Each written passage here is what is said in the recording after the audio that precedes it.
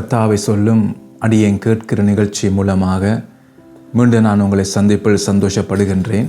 நாம் சேர்ந்து கர்த்தருடைய வார்த்தையை நாம் தியானிப்போம். பாருங்கள், நாம் அநேக காரியங்களை நாம் கற்றுக்கொண்டு வருகிறோம். கடந்த முறையை கடந்த செய்தியை அநேக காரியத்தை நாங்கள் பார்த்தோம். இயேசு இந்த உலகத்தை ஜெயித்தது போல எப்படி நான் இந்த உலகத்தை ஜெயிக்க முடியும் என்று சொல்லி நாம் பல காரியத்தை நாம் பார்த்தோம். ஆகவே ஆவியானவருடைய வழிநடத்தினாலே நாம் பல காரியத்தை நாம் கற்றுக்கொண்டோம். ஆகவே அந்த வார்த்தையின்படி நாம் இயேசு கிறிஸ்துவை போல் இந்த உலகத்தை நாம் ஜெயிக்க நமக்கு பலன் உண்டாகும். ஸோ இன்றைக்கு ஒரு புது காரியத்தை நாங்கள் பார்ப்போம்.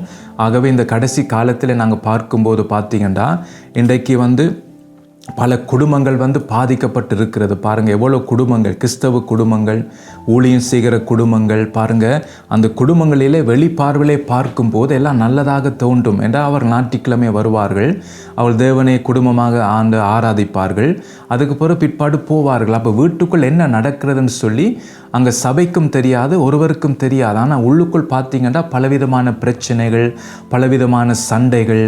பாருங்கள், பெற்றோர் பிள்ளைகளுக்கு நல்ல உறவு இருக்காது, பிள்ளைகள் பாதிக்கப்பட்டவங்களுடைய மனநிலைமை பாதிக்கப்பட்டவர்களாய் பல பிள்ளைகள் காணப்படுகிறார்கள். பாருங்கள், கணவன் மனைவிக்குள்ளே நல்ல உறவு இல்லை, பாருங்கள் அந்த அன்பு இல்லை. ஸோ பலவிதமான காரியங்களினால் இன்றைக்கு குடும்பங்கள் பாதிக்கப்பட்டு போயிருக்கிறது. அப்போ வெளியில் பார்க்கும்போது எல்லாம் நல்லா தான் இருக்கிறது, நல்ல வசதி இருக்கிறது, நல்ல படிப்பு இருக்கிறது, நல்ல சொந்த வீடு இருக்கிறது, நல்ல வேலை இருக்கிறது, நல்ல பணம் இருக்கிறது.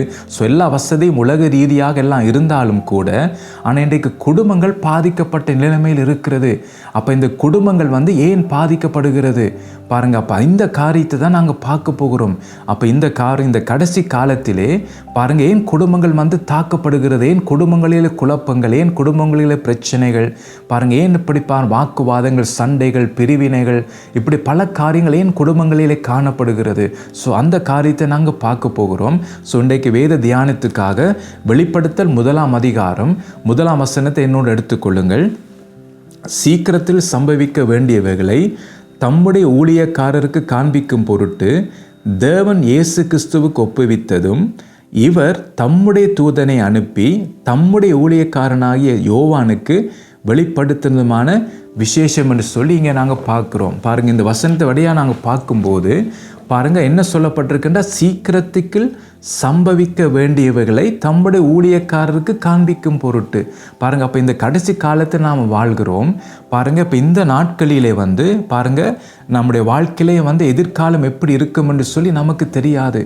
பாருங்கள், இனி நாளைக்கு என்ன நடக்கிறது, அல்லது அடுத்த மாதம் என்ன நடக்கிறது, இப்போ 2026ஆம் ஆண்டு எப்படி இருக்க போகிறது.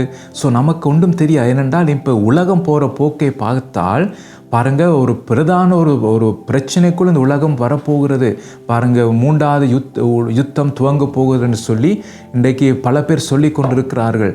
பாருங்கள், நீங்கள் கேள்விப்பட்டீங்களுக்கு தெரியாது, இன்றைக்கு பல தேசம் தங்களுடைய குடிமக்களை பார்த்து சொல்லுகிறது 72 மணித்தியாலத்துக்கு தேவையான பொருட்களை நீங்கள் வாங்கி வைங்கன்னு சொல்லி அவர்கள் சொல்லுகிறார்கள். ஏனென்றால் எப்பயும் எதுவும் நடக்கலாம்னு சொல்லி, இயற்கை அலைவுகள் வரலாம் என்று சொல்லி அவர்கள் சொல்லுகிறார்கள். இப்போ நீங்கள் ஒவ்வொரு வீடுகளும் 72 மணித்தியாலத்துக்கு ஏற்ற பொருட்களை, சாப்பாட்டு பொருட்களை நீங்கள் வாங்கி வையுங்கள் என்று சொல்லி தங்கள் பொதுமக்களுக்கு அவர்கள் அறிவிக்கிறார்கள். சூப்பர் பலவிதமான காரியத்தை எச்சரிக்கிறார்கள். பாருங்கள், இப்போ என்ன நடக்க போகுது, ஏது நடக்க போகிறது, இப்போ யுத்தம் வந்தால் என்ன நாம் செய்வது என்று சொல்லி நமக்கு தெரியாமல் இருக்கிறது. அப்போ இந்த காரியத்திலே நாம் என்ன செய்ய வேண்டும், என்ன காரியம் செய்ய வேண்டும் நமக்கு தெரியலை. பாருங்கள், யுத்தம் வந்தால் என்ன செய்வது, இப்போ பஞ்சம் வந்தால் நாம் என்ன செய்வது, நாம் கொஞ்சம் சாமான்கள் வாங்கி வைக்கலாம்.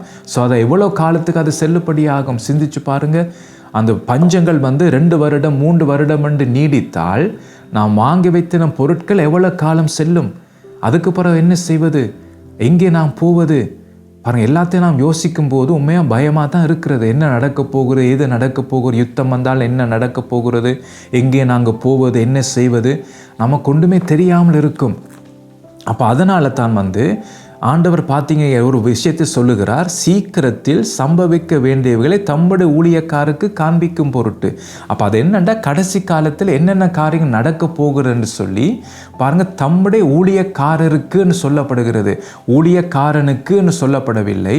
அப்போ தனி யோவானுக்கு மாத்திரம் கர்த்தர் வெளிப்படுத்தவில்லை, இன்னும் பல பேருக்கு கர்த்தர் வெளிப்படுத்த விரும்புகிறார். அதான் நாங்கள் பார்க்குறோம். இப்போ யோவானுக்கு வெளிப்படுத்தின காரியத்தை நான் வெளிப்படுத்த விசேஷத்தை நாங்கள் வாசிக்கிறோம். அதெல்லாம் யோவானுக்கு அது ஆண்டவர் வெளிப்படுத்தினார். ஆனால் இன்னும் பல காரியங்கள் இனி வரும் நாட்களில் நடக்க போகிறதை ஆண்டவர் இன்னும் வெளிப்படுத்தி கொண்டு தான் இருக்கிறார். அதான் அவர் ஊழியக்காரருக்கு என்று அவர் சொல்லுகிறார். அப்போ அந்த ஊழியக்காரருக்கு காண்பிக்கும் பொருட்டு பாருங்கள், தேவன் இயேசு கிறிஸ்துவுக்கு ஒப்புவித்ததும். அப்போ ஆண்டவர் பார்த்தீங்கன்னா தேவன் என்ன செய்கிறார் என்றால், இப்போ கடைசி காலத்தில் நடக்க போகிற காரியத்தை இயேசுவுக்கு அதை ஒப்புவிக்கிறார்.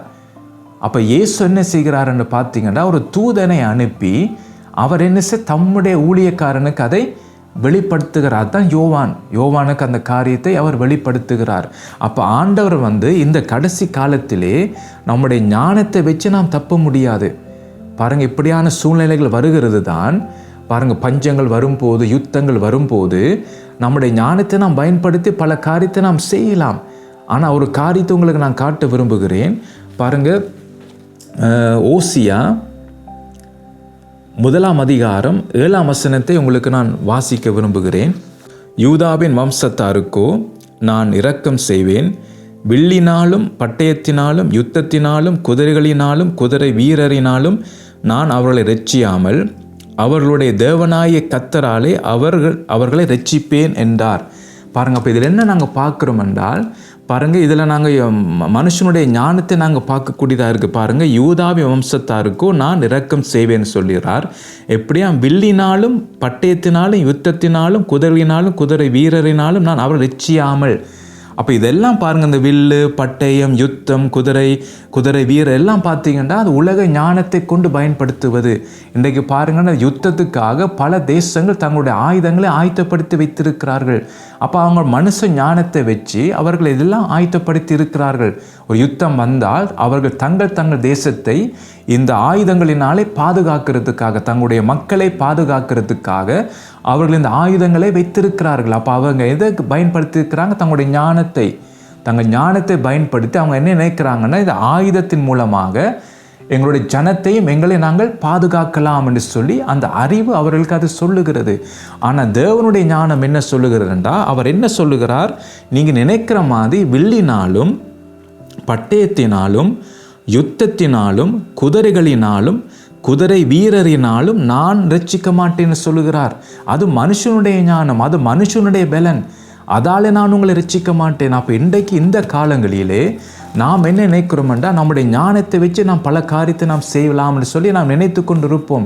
ஸோ எனக்கு பணம் இருக்குது, ஆக பணத்தை வச்சு நான் ஒரு பங்கர் கிண்டி ஸோ அதை என் குடும்பத்தை நான் காப்பாற்றலாம் தான் பணக்காரர் பார்த்தீங்கன்னா பல பங்கர் கிண்டி உள்ளுக்குள்ளே பார்த்தீங்கன்னா ஒரு எத்தனை மாதங்கள் வருஷங்களாக நாம் வாழ்வது கேட்ட காரியங்களெல்லாம் செய்து வச்சிருக்கிறார்கள். நீங்கள் கூகுளில் இப்போ கொடுத்தீங்கன்னா அதெல்லாம் நீங்கள் பார்க்கலாம்.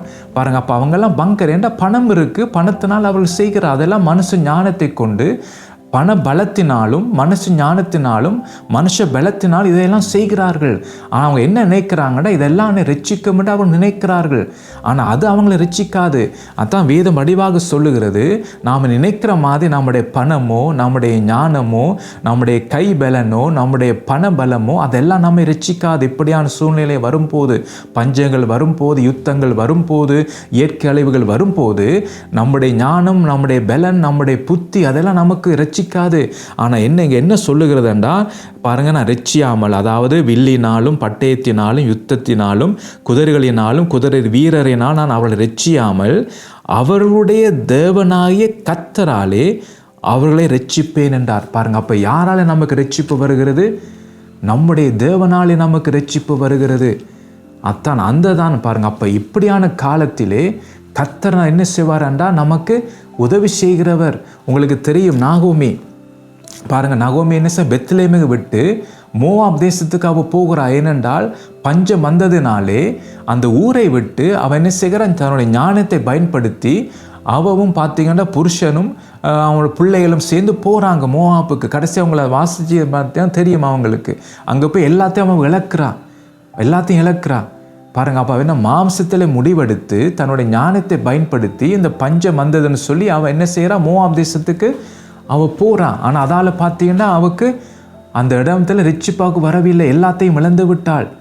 அதான் நாங்கள் பார்க்குறோம். அப்போ இன்றைக்கு நாம் எடுக்கிற தீர்மானங்கள் நாம் நினைக்கிறோம், நான் எடுக்கிற தீர்மானத்தினால நான் தப்பி பிழைக்கலாம் என்று சொல்லி நாம் நினைக்கிறோம். ஆனால் அப்படி நாம் தப்ப முடியாது.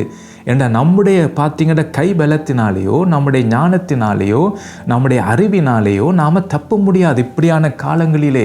அப்போ நாம் தப்ப வேணுமென்றால் இந்த காலத்தில் நாம் என்ன செய்ய வேணுமென்றால் இயேசுவை நோக்கி நான் பார்க்க வேண்டும்.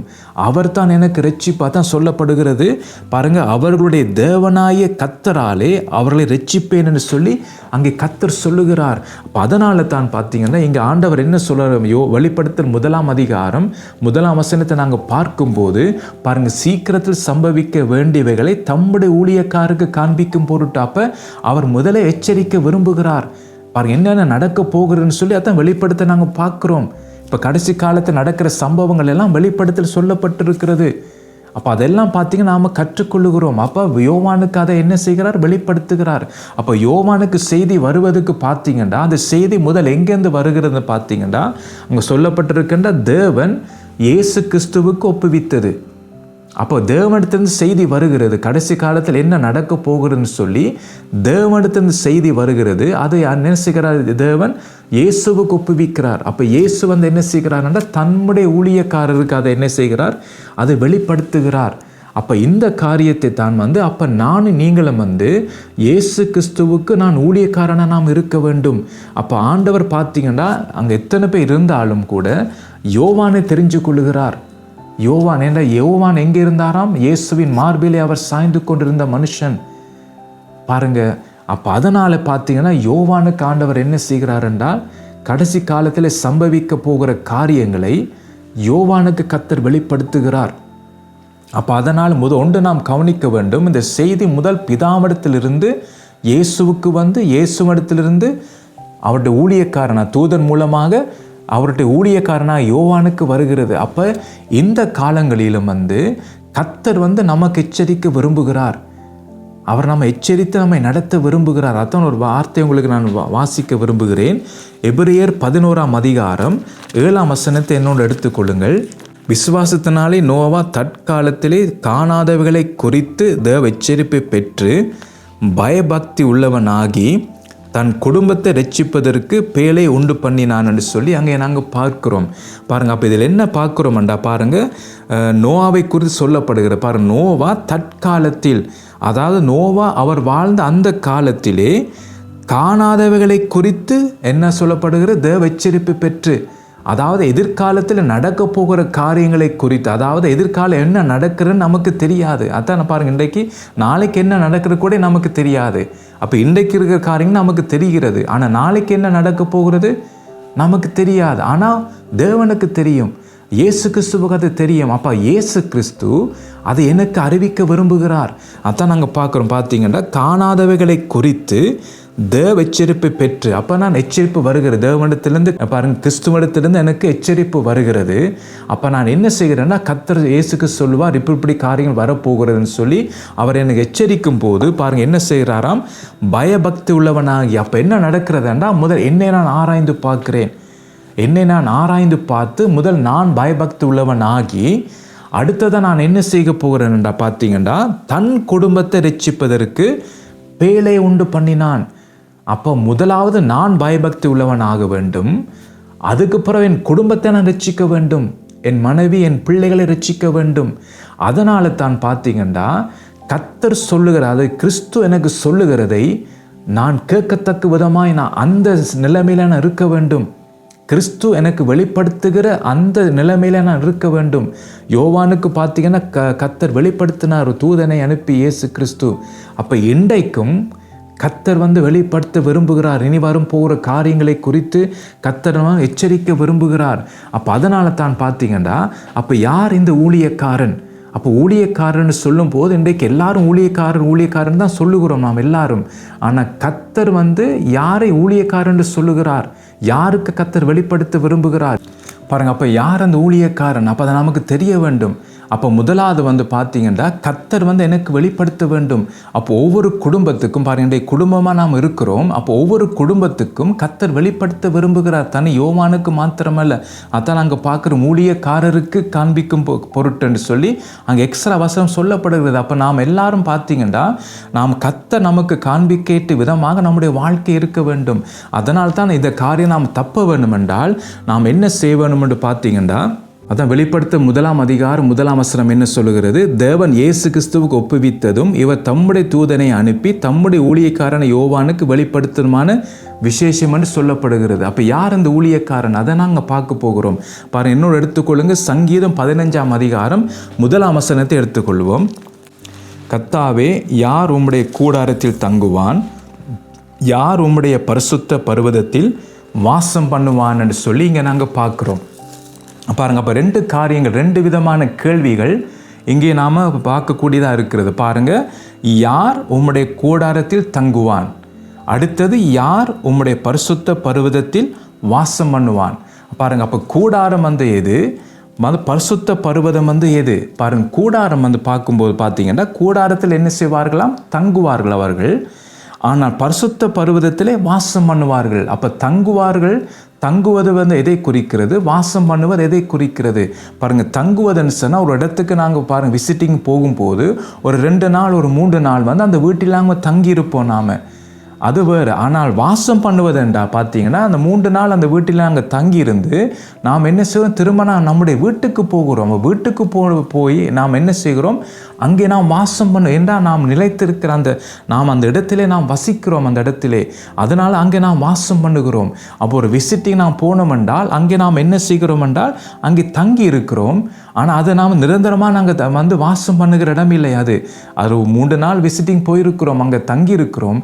ஆனால் நிரந்தரமாக நாம் இருக்கிற இடத்துக்கு நாம் அங்கே போய் வாசம் பண்ணுகிறோம். அதான் வித்தியாசம். அப்போ இங்கே சொல்லப்பட்டிருக்கின்ற கூடாரத்திலே தங்குவது. அது என்ன கூடாரத்திலே தங்குவது? பாருங்கள், அதை நான் உங்களுக்கு காட்ட விரும்புகிறேன். என்னாகமம் 12 அதிகாரம் 4 நாங்கள் வாசிக்கும்போது, சடிதியிலே கர்த்தர் மோசேயும் ஆரோனையும் மீரியாமை நோக்கி, நீங்கள் 3 பேரும் ஆசரிப்பு கூடாரத்துக்கு புறப்பட்டு வாருங்கள் என்றார். பாருங்கள், 3 பேரும் போனார்கள்னு சொல்லி நாங்கள் பார்க்குறோம். இப்போ அந்த கூடாரம் வந்து என்னென்னு சொன்னால், இஸ்ரவேல் ஜனங்கள் வந்து பாருங்கள் வனாந்தத்தில் அவர்கள் பிரயாணம் போகும்போது ஒரு கூடாரத்தை அவர் செய்திருந்தார்கள். அதான் சொல்லப்பட்டிருக்கு ஆசரிப்பு கூடாரம் என்று சொல்லி. அப்போ ஆண்டவர் வந்து பார்த்தீங்கன்னா அந்த கூடாரத்தில் அவர் வருவார், அப்புறம் அவர் போய்விடுவார். அங்கே தங்கியிருக்க மாட்டார். அவர் வந்துட்டு அவர் போய்விடுவார். அதனால தான் அவர் சொல்லுகிறார் பார்த்தீங்கன்னா நீங்கள் எல்லாரும் அங்கே வாங்க என்று சொல்லி. அப்போ அதுக்கப்புறம் பார்த்தீங்கன்னா 9 சொல்லுகிறது, கர்த்தருடைய கோபம் அவர்கள் மேல் மூண்டது, அவர் போய்விட்டார் என்று சொல்லி நாங்கள் பார்க்குறோம். பாருங்கள், அது அந்த 12 அதிகாரம் 1 பார்க்கும்போது பாருங்கள், மீரியாமும் ஆரோனும் பார்த்தீங்கன்னா அவங்க என்ன செய்தாங்கன்னா மோசேக்கு விரோதமாக அவர்கள் முறுமுறுத்தார்கள்னு சொல்லி நாங்கள் பார்க்குறோம். அதனால தான் வந்து அங்கே கர்த்தர் வந்து கூடாரத்தில் அவர் வருகிறார். வந்துட்டு அது பிறகு அவங்க பாருங்கள் எல்லாம் கதைச்சி பிற்பாடு அவர் கோபத்துடன் அவர் என்ன செய்துவிட்டார்? போய்விட்டார். அதான் கூடாரம். அப்போ பாருங்கள், அடுத்தது பார்த்தீங்கன்னா அங்கே பார்க்குறோம்டா பரிசுத்த பர்வதம். அப்போ பரிசுத்த பர்வதம் என்றால் தேவன் இருக்கிற இடம் அது. அப்போ அந்த இடத்திலே தங்கி இருக்க வேண்டும். நான் அதான் சொல்லப்படுகிறது, கர்த்தாவே, யார் உம்முடைய கூடாரத்தில் தங்குவான்? அடுத்தது, யார் உம்முடைய பரிசுத்த பர்வதத்தில் வாசம் பண்ணுவான்? அப்போ இன்றைக்கு நாம் எப்படி என்றால் நம்முடைய கிறிஸ்தவ வாழ்க்கை, இன்றைக்கு நம்முடைய வாழ்க்கை எப்படி இருக்குன்னா கூடாரத்திலே தங்குற வாழ்க்கையாக இருக்கிறது. ஞாயிற்றுக்கிழமை நாம் என்ன செய்கிறோம்? ஆலயத்துக்கு தவறாமல் போகிறோம், நாம் ஜெப கூட்டங்களுக்கு கலந்து கொள்கிறோம், நாம் அந்த ஊழியம் செய்கிறோம். ஸோ தேவனுக்கு செய்ய வேண்டிய காரியங்கள், ஒரு கிறிஸ்தவனாக நாம் செய்ய வேண்டிய காரியங்களை தவறாமல் நாம் செய்து கொண்டு வருகிறோம். அதெல்லாம் ஒரு கூடாரத்திலே நாம் தங்கி இருக்கிறது போல இருக்கிறது. அதுக்கப்புறம் நாம் என்ன செய்வோம்? ஞாயிற்றுக்கிழமை எல்லாம் முடிந்த விற்பாடு நாம் என்ன செய்வோம்? வீட்டு போய்விடுகிறோம். வீட்டு போனோம் பார்த்தீங்கன்னா நாம் டக்குன்னு நம்முடைய வாழ்க்கையெல்லாம் மாற்றம். வீட்டை போன உடனே நாம் என்ன செய்கிறோம்? நம்முடைய உலக காரியத்தை நாம் நிறைவேற்றுகிறோம். பாருங்கள், நம்முடைய உலக வாழ்க்கையை நாம் வாழ்ந்து கொண்டிருக்கிறோம். பாருங்கள், உலக காரியங்கள், பணம் சேர்ப்பது, பிள்ளைகளை படிப்பு காரியங்கள், வீடு வாங்குவது, விற்பது, கொடுப்பது, எடுப்பது, திருமணங்கள், இப்படி பல காரியங்களை நாம் என்ன செய்கிறோம் என்றால் நாம் உலக காரியத்தில் ஈடுபட்டு கொண்டிருக்கிறோம். அப்போ கர்த்தரை நாம் என்ன ஞாயிற்றுக்கிழமை தேடிட்டு கிழமை நாட்களே ஒரு கடமைக்காக, பேருக்காக, ஒரு பழக்க வழக்கத்தினாலே கர்த்தரை நான் நோக்கி ஜெபித்து அதுக்கு பிற்பாடு அதிகமான நேரங்கள் உலகத்தில் நாம் செலவழித்து கொண்டிருக்கிறோம். அப்போ அதுதான் கூடாரம். எப்படி கர்த்தர் அந்த கூடாரத்தில் வந்து அவர் திரும்பி போனாரோ இப்போ நாம் அதே போல் இருக்கிறோம். நாம் என்ன செய்கிறோம்? ஞாயிற்றுக்கிழமை ஆண்டவரை தேடுவதும் ஊழியம் செய்வதும் கர்த்தரை நாம் மகிமைப்படுத்துவதும், அதுபோல நாம் வீட்டை போய் நம்முடைய வாழ்க்கையை நாம் வாழ்வது. நம்முடைய காரியத்தை நாம் செய்வது, விடுமுறைக்கு போவது என்ன, நம்ம அதை பாருங்கள் ரெஸ்டாரண்ட் போவது என்ன, சாப்பிடுவது என்ன, ஜாலி பண்ணுவது என்ன, அது அப்படியே நம்முடைய வாழ்க்கை போய் கொண்டிருக்கிறது. அப்போ நாம் ஒரு கூடார வாழ்க்கையை நாம் வாழ்ந்து கொண்டிருக்கிறோம். கூடாருக்கு போவதும் வருவதும் என்று நம்முடைய வாழ்க்கை இருக்கிறது. அதனால தான் இன்றைக்கு குடும்பங்கள் பாதிக்கப்பட்டிருக்கிறது. அப்போ கர்த்தர் என்ன எதிர்பார்க்கிறார்? யாருக்கு கர்த்தர் வெளிப்படுத்த விரும்புகிறார் என்றால், கூடாரத்தில் வந்து போகிறவனுக்கு அல்ல. பாருங்க, யாருக்கு வெளிப்படுத்த கர்த்தர் விரும்புகிறார் என்றால், பரிசுத்த பர்வதத்திலே வாசம் பண்ணுகிறவனுக்கு, அங்கே தங்கி இருக்கிறவனுக்கு தான் கர்த்தர் அதை வெளிப்படுத்த விரும்புகிறார். அதான் இங்கே நாங்கள் பார்க்குறோம். அப்போ நீங்களும் நாம் கூடாரத்துக்கு போய் பயணம் செய்கிறவர்கள் அல்ல, நாம் தேவனுடைய வாசம் பண்ண வேண்டும். பாருங்க, ஏன் கூடாரத்திலே பார்த்தீங்கன்னா ஆண்டவர் வந்து போகிறாருண்டா சுற்றி பாருங்க ஜனங்கள் இருக்கிறார்கள். அந்த ஜனங்கள் எப்படிப்பட்டவர்களாம்? வழங்கா கழுத்துள்ள ஜனங்கள், ஆண்டவர் கீழ்ப்படியாத ஜனங்கள், முரட்டாட்டம் பண்ணுகிறவர்கள், தேவனை பரிசோதிக்கிறவர்கள், தேவனுக்கு விரோதமாக பாவம் செய்கிறவர்கள், அவர்கள் பார்த்தீங்கன்னா இச்சிக்கிறவர்கள். அதான் நாங்கள் பார்க்கிறோம் இஸ்ரவேல் ஜனங்கள். அதனாலே கர்த்தர் அந்த இடத்துல தங்கியிருக்க முடியாது. அதனால் அவர் வருகிறதும் போகிறதுமா இருந்தது. அப்போ உடனே அந்த ஆசரிப்பு கூடாரத்து வருவார், டக்குன்னு அவர் போய்விடுவார். ஆனால் பாருங்க, அப்படி தான் நாம் இருக்கிறோம். அப்போ நம்முடைய வாழ்க்கையிலே மாற்றங்கள் இல்லை. அப்போ கர்த்தர் என்ன எதிர்பார்க்கிறேன்டா, நாம் அவரிடத்தில் நாங்கள் வரும்படியாக, கர்த்தருடைய சமூகத்தில் நாம் காத்திருக்கும்படியாக, அந்த பரிசுத்த பர்வதத்தை நாம் காத்திருக்கும்படியாக, அதில் நாம் காத்திருக்கிறதுக்காக, அதில் நாங்கள் வாசம் பண்ணுகிறதுக்காக கர்த்தர் நம்மை கூப்பிட விரும்புகிறார். அதான் பாருங்க, யோவானின் சுவிசேஷம் 12ஆம் அதிகாரம் 26ஆம் வசனத்தை நாங்கள் பார்க்கும்போது, ஒருவன் எனக்கு ஊழியம் செய்கிறவனானால் என்னை பின்பற்ற கடவன், நான் எங்கே இருக்கிறேனோ அங்கே என் ஊழியக்காரனும் இருப்பான். ஒருவன் எனக்கு ஊழியம் செய்தால் அவனை பிதாவானவர் கனம் பண்ணுவார் என்று சொல்லி இங்கே நாங்கள் பார்க்குறோம். பாருங்கள், இதிலேயும் வடிவாக சொல்லுகிறது. அப்போ பாருங்கள், கூடாரத்தில் நான் இருக்கிறேனா அல்ல தேவனுடைய பர்வதத்தில் இருக்கிறேன்னு சொல்லி இதை நாங்கள் பார்க்கக்கூடிய விதமாக இருக்கிறது. அப்போ இங்கே ஆண்டவர் என்ன சொல்லுகிறார்? ஒருவன் எனக்கு ஊழியம் செய்கிறவன் ஆனால். இப்போ நாம் எல்லாரும் ஊழியம் செய்கிறோம் தான். அப்போ ஆண்டவர் ஏன் இப்படி சொல்ல, ஒருவன் எனக்கு ஊழியம் செய்கிறவன் ஆனால் என்று சொல்லுகிறார்? ஏன் அப்படி சொல்லுகிறார் என்றால், இன்றைக்கு நாம் எல்லாரும் ஊழியம் செய்கிறோம் தான், ஆனால் அடுத்த வசனம் சொல்லுகிறது என்னை பின்பற்ற கடவன். அப்போ இன்றைக்கு நானும் நீங்களும் கிறிஸ்துவை பின்பற்றுகிறோமா? அப்போ கிறிஸ்துவை பின்பற்றவன் எப்படி இருப்பான்? அவன் சீஷனாக இருப்பான். அவன் சீஷனுக்குரிய அடையாளம் என்ன? முதல் தன்னைத்தான் வெறுக்க வேண்டும், தன்னுடைய சிலுவை எடுக்க வேண்டும், கிறிஸ்துவை பின்பற்ற வேண்டும். இந்த 3 காரியத்தை செய்கிற வேண்டும். அப்போ இன்றைக்கு நாம் எப்படி இருக்கிறோம்? எதை நாம் பின்பற்றுகிறோம்?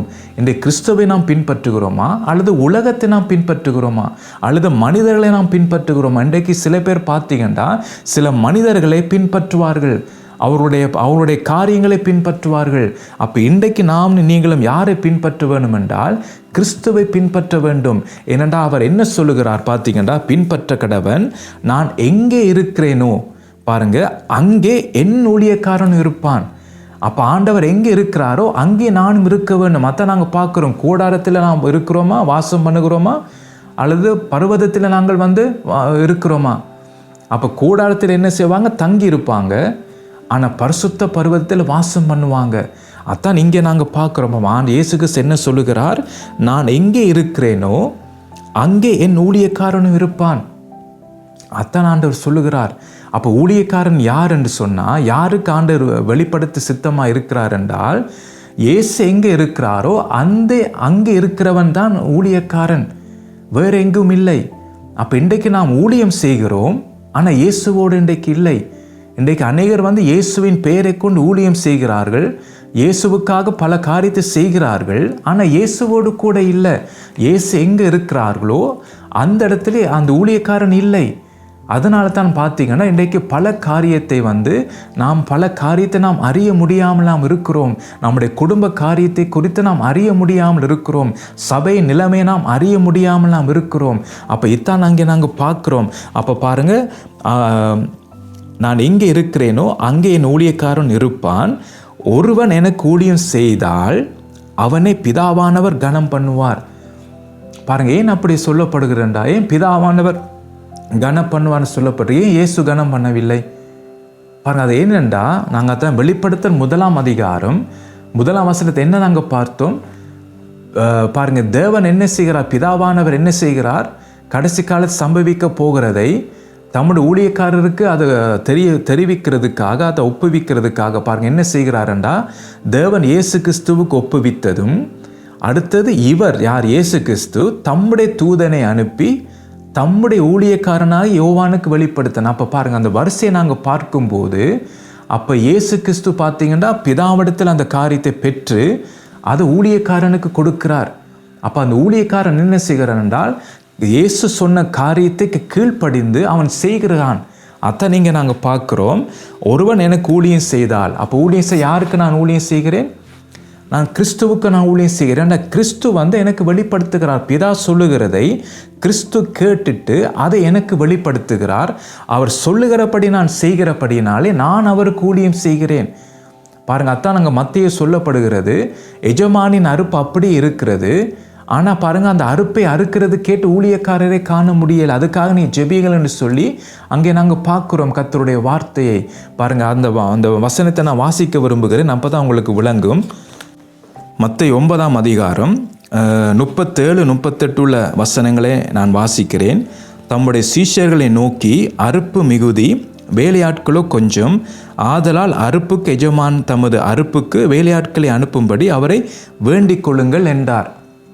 பாருங்கள், அப்போ இதில் என்ன சொல்லப்படுகிற பார்த்தீங்கன்னா, தம்முடைய சீஷர்களை நோக்கி அறுப்பு மிகுதி. அப்போ பாருங்கள், அப்போ அறுப்பு இருக்க, யார்கிட்ட அறுப்பு? தேவனுடைய அறுப்பு இருக்கிறது. ஆனால் வேலையாட்கள் கொஞ்சம். அப்போ யோசிக்கும் போது வேலையாட்கள் அதிகமாக இருக்கிறார்கள். பாருங்கள், இப்போ பார்க்கும்போது எவ்வளோ ஊழியக்காரர்கள், மூளைக்கு மூளை சபை இருக்கிறது, மூளைக்கு மூளை ஊழியக்காரர்கள் காணப்படுகிறார்கள். ஆனால் என்னென்ன வேலையாட்கள் கொஞ்சம் என்று சொல்லுகிறார் என்றால், 38ஆம் வசனம், ஆதலால் அறுப்புக்கு எஜமான் தமது அறுப்புக்கு வேலையாட்களை அனுப்பும்படி அவரை வேண்டிக் கொள்ளுங்கள். அப்போ அது என்னென்றால், எஜமானின் அறுப்பை அறுக்கத்தக்க வேலைக்காரர் இன்றைக்கு இல்லை. இன்றைக்கு எல்லா ஊழியக்காரர்களும் தங்கள் ஊழியத்தை செய்கிறார்கள், தங்களுடைய அறுப்பை அறுத்து கொண்டிருக்கிறார்கள். தங்களுடைய பெயருக்காகவும், தங்களுடைய புகழ்ச்சிக்காகவும், தங்களுடைய பெயர் வெளியில் வருவதற்காகவும் அல்லது பணத்துக்காகவும் இன்றைக்கு ஊழியம் செய்கிறார்கள்.